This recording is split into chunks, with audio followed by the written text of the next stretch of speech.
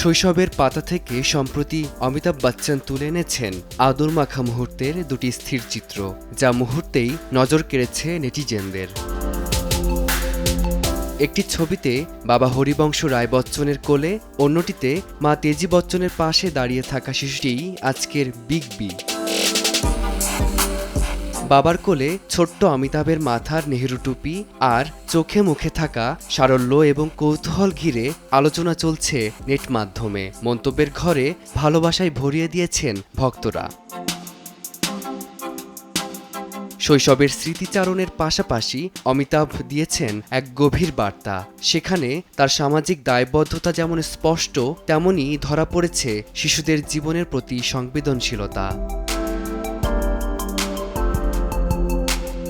ফারদিন মাজহার, সময় সংবাদ।